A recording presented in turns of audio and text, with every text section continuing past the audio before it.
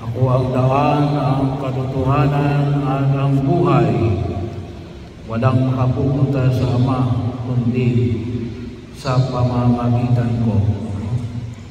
Bahagi na ipinagkaloob sa atin ng Diyos sa pamagitan ng simbahang itinatag niya ay ang mga sakramento.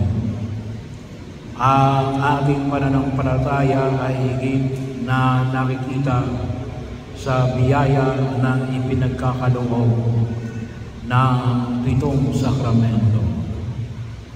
Sabi nga natin ay mga panlabas na tanda na itinatag ni Kristo para magbigay ng biyaya.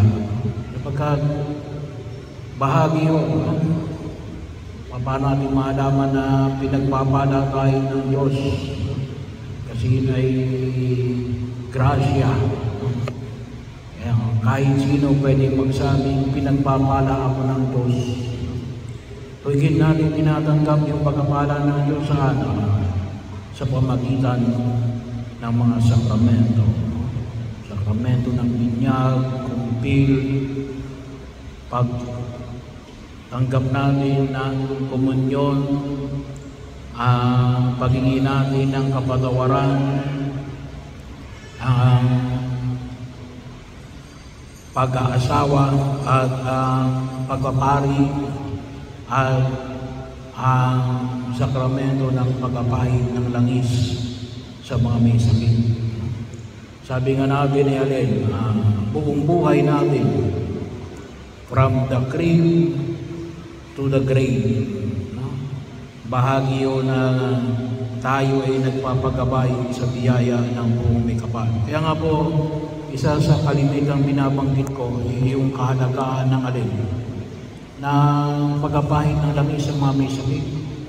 Alam na natin yung biyaya ng sakramento ng binyag. Kailangan sabi nga natin hanggang sa huli.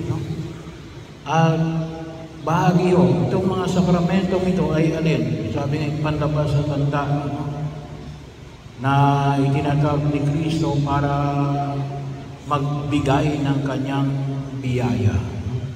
Kaya maliwanag na rin. Tulad mo halimbawa ng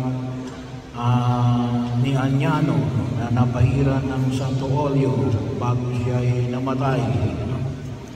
Huwag ko kayong maniniwala na kapag nagpatawag kayo ng pari ay mamamatay.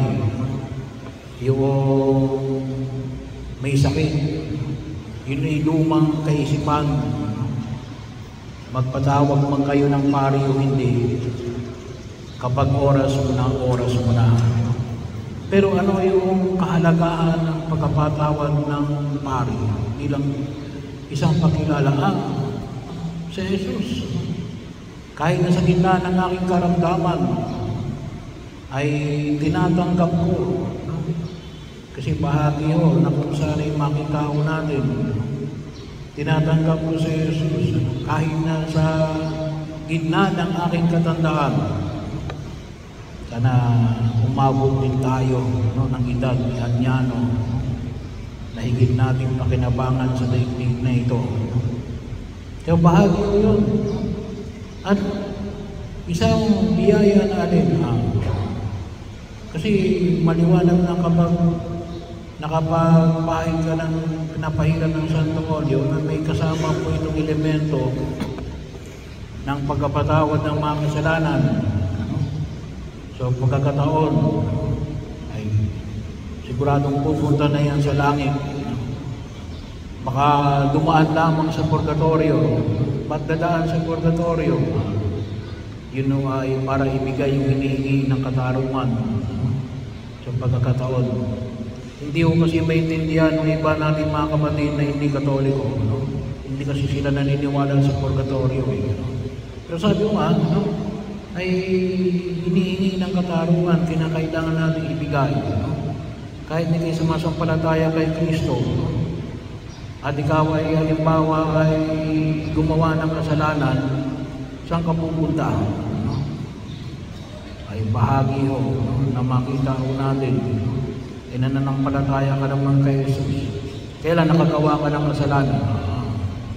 Kaya napakahalaga yung alin. pagkakataon natin, hindi mo na ibigay yung hinihingi ng katarungan doon sa kasalanan mo nung ikay nabubuhay.